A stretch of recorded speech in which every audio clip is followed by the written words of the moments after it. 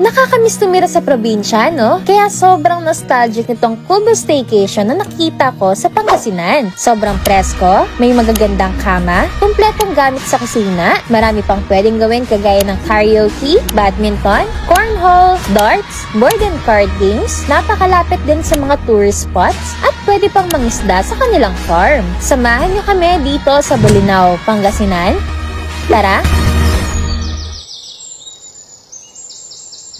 Hello Lordesans! Another Lord destination na naman with me, OBR Lourdes. Kakaiba nga yung staycation natin ngayon kasi mararanasan nating matulog sa kubo. Ito nga yung balay ni Baeng na exactly located sa Balingasay, Bolinao, Pangasinan. Sa pagkakaalam ko nga, ito rin yung kauna-unahang Airbnb dito sa kanilang bayan. Pero hanggang ngayon nga, nananatili pa rin dahil sa napakaganda nilang accommodation. Ang nostalgic ng mga ganitong bahay, no? Naaalala ko tuloy yung bahay namin sa Bicol. Ako si Nati Cara, mami ni Ronnie Diaz na nagmamayari ng balay ni Baeng. Kung mahilig kayo sa parang barrio place, maganda dito. Ang sahig ay kawayan, native house siya talaga. Kung gusto nyo mamasyal dito, malapit din kami sa tabing dagat. Marami kayong mapapasyalan dito. Ma'am, bakit nga po balay ni Baeng? Ang tawag namin sa lula namin in Ilocano is Baeng, in memory of their grandmother, which is Lucia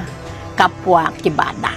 Parang barrio style ito. Kaya welcome to balay ni Baeng. Pasok nga, meron silang living area dito. 'Di ba? Kubong-kubo yung datingan. May comfy na sofa at may smart TV pa. Saan pa kayo? May dining area din sila dito. Syempre, convenient naman po yung bahay kubo na to, kaya kompleto rin po yung mga kagamitan nila. Parang modern bahay kubo na nga rin dito sa loob kasi tingnan nyo naman yung kitchen. O, 'di ba? Fully equipped na. Pwede po kayo magluto dito, Loresans. May ref din po sila. Another mini sink po dito with mirror. At ito na yung kanilang comfort room na may shower with heater pa. Then, ito na nga yung kanilang bedroom. May 2 double-sized bed, may lamp na ang cute, malaking cabinet, at air-conditioned na. Yung pangalawang bedroom naman, dahil since same lang po sila ng unang bedroom, then pwede rin po pala kayo maglatag ng mga extra beds if ever man na kailanganin po ninyo. Pero if ever kulangin pa rin kayo, andito pa po yung balay ni Ading na pwede nyo rin pong gamitin. Bukod nga dyan, Loresans, marami pa po kayong pwedeng gawin dito. Pwede kayo mag-badminton, maglaro ng cornhole, darts, may mga board and card games din po sila, at pwede pa kayo mag-karaoke. O, diba? Ito palang space na to, Loresans,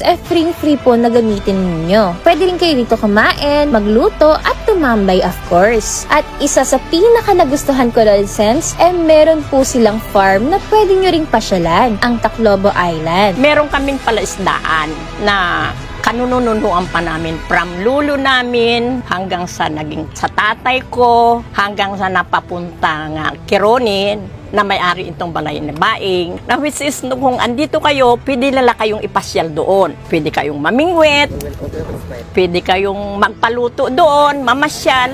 Along the river din siya, sa Balingasay River. Sobrang babait din po ng mga staff nila dito. May future plan kami na ongoing na gagawing events. Oo. Saka maganda ang munisipyo namin, magagaling ang mga opisyalis namin. Pinapaganda nila talaga ang Bolinao.